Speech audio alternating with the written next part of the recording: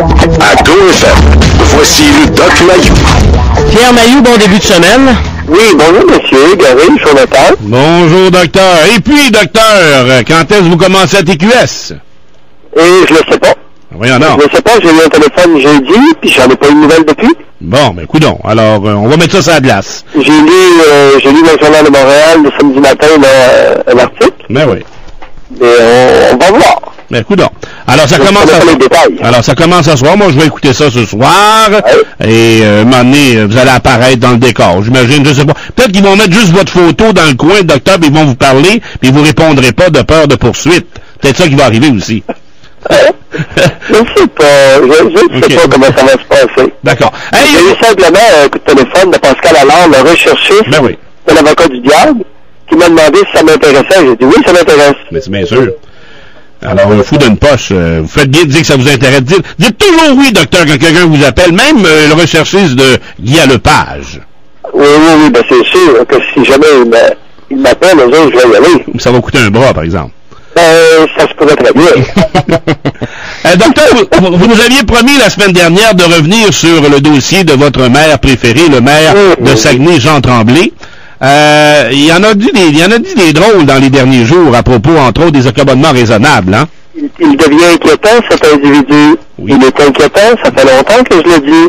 Il a un psychisme très particulier. Oui, et la semaine dernière, il a fait une sortie contre les athées. Oui, exactement.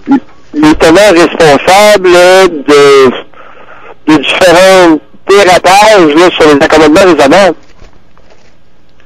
Ben, il lui prétend que les personnes qui n'ont pas de croyances religieuses, comme vous, docteur, veulent éliminer la présence de Dieu dans les sphères de la société. J'ai jamais eu l'intention d'éliminer la présence de Dieu. Dieu n'existe pas. Ce n'est pas Dieu qui a créé l'être humain, c'est l'être humain qui a créé Dieu pour se soulager de son angoisse existentielle face à la mort.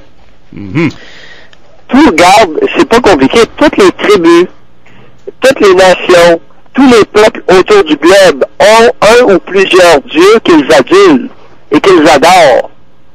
Ouais. Alors, c'est une création humaine. Les dieux sont des créations humaines.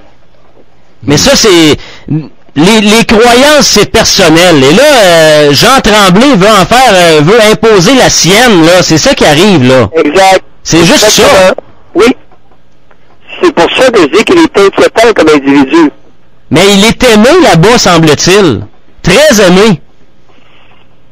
Ben oui, mais Jésus-Christ était aimé. Jésus-Christ a fondé une religion. Ben oui. Il souffrait probablement de schizophrénie paranoïde. C'est un psychotique. Ah, mais ce que je veux dire par là, Doc, quand je dis qu'il est aimé, ça veut dire que lui, ce qu'il dit, là, il y en a une méchante gang qui boivent ses paroles et que pour eux autres, finalement, Jean Tremblay, c'est quasiment un dieu, là.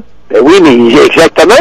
Et rappelez-vous Maurice Thériault, qui avait formé une secte en Gaspésie. Il avait amputé la vallée là, de son bras avec une hache. Il était très apprécié des adeptes de sa secte. Ben oui. Maurice Thériaut. C'est comme Raël. Méchant malade. Oui, c'est comme Raël aussi, très apprécié par les gens de sa secte. Exactement. Un exemple, oui, je pense que l'exemple, le meilleur comparatif, c'est Raël.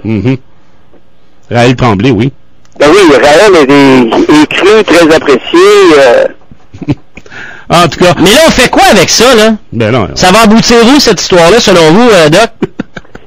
C'est qu'il est important d'en parler simplement pour que plusieurs individus commencent à faire aller leur intelligence et leur jugement dans une réflexion concernant Papou Tremblay. Papou Tremblay. Simplement ça, Jonathan. OK, c'est beau. Oui, d'en parler ouvertement. Écoutez, là, êtes-vous bien certain que c'est ce que les athées veulent faire? Les athées ne veulent pas l'élimination de Dieu, ils n'y croient pas. C'est très différent. Parce que vouloir éliminer Dieu, c'est lui reconnaître c'est lui reconnaître son existence. Alors que je pense pas que Dieu existe, là. Ouais, mais par contre, docteur, l'histoire de la Commission des droits de la personne qui a mis son nez dans les prières avant les séances du conseil municipal, je trouve ça niaiseux. De quoi qui se mêle, eux autres, de la Commission des droits de la personne? Ben, c'est un débat. Ben, c'est un débat. C'est un débat où, les amis, jusqu'où avons-nous intérêt et avantage à garder des traditions. Jusqu'où avons-nous avantage à, je dirais, après quelquefois, à du folklore? Ça change quoi à nos vies? Ça change rien, ça. Et c'est ça que la question. Ben oui, mais c'est ça. En terminant, docteur, dans un autre sujet, avez-vous, je pense qu'on a déjà parlé ensemble avec Jonathan, le dossier de l'hypersexualisation. Oui, ça c'est un peu pathétique. On n'arrête pas de vouloir nous faire croire que les petites filles, dès qu'elles découvrent leur capacité de séduction, sont hypersexualisées. Mais à Trois-Rivières, là, lorsque je vais au palais de justice et qu'il y a des jeunes qui sortent de l'école, je dois te dire que les petites filles, la plupart, écoute, il y en a presque maintenant une majorité qui sont grosses. Ah. Alors là, vous l'apprenez où, l'hypersexualisation des petites filles dans votre coin, vous autres? Il y a de la grosse en tabarnouche à Trois-Rivières. Eh bien.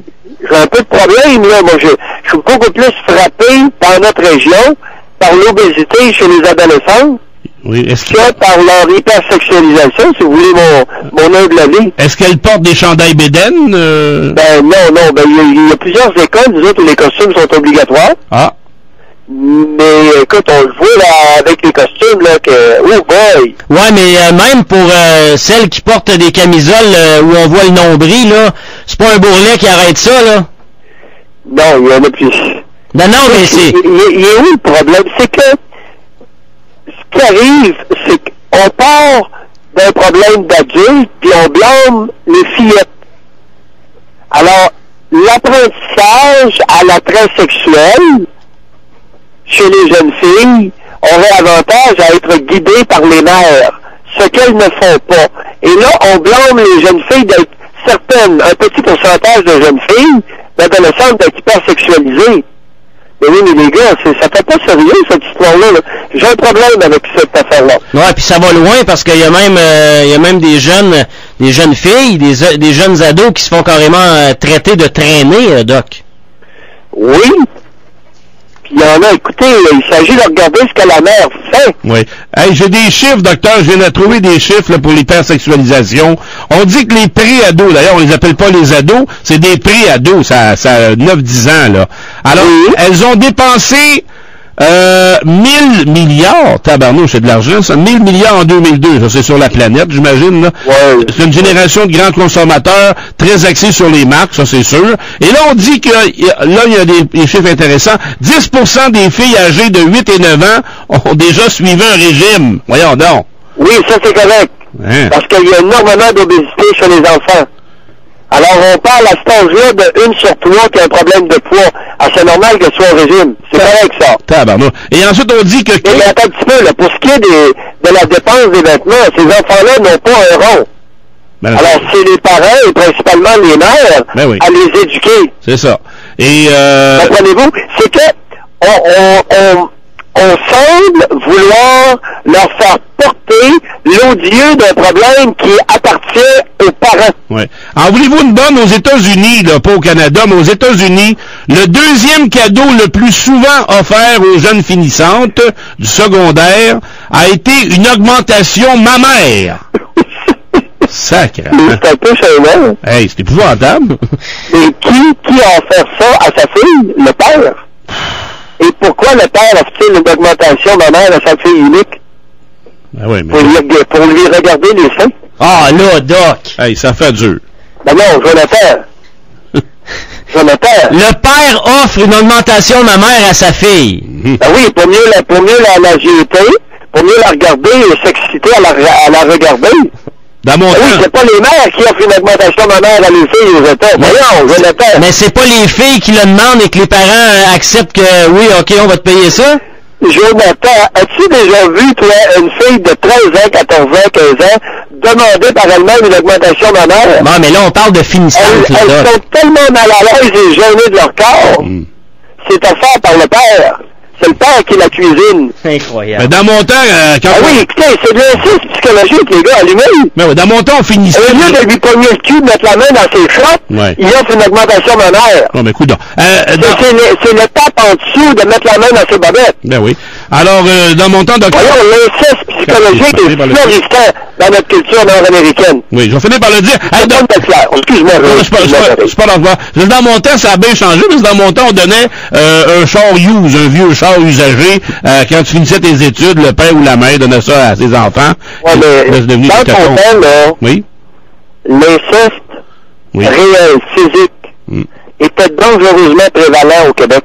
Dans ton temps. Dans mon temps, oui, c'est ça. Je te rappelle ça, mon ami. Ben oui. Et aujourd'hui, comme il y a de plus en plus de poursuites et que les mères sont maintenant accusées de complicité, il y a une gang de pères qui vont préférer se limiter au regard. Voilà. Et aux échanges verbaux. Ils vont un petit peu garder leur piscette, leur main dans leur poche et leur piscette dans leur culotte. D'accord. Bon, ben c'est sur cette phrase très intéressante, docteur, qu'on termine notre chronique d'aujourd'hui. On se parle demain? Salut, Doc. Ciao, Doc.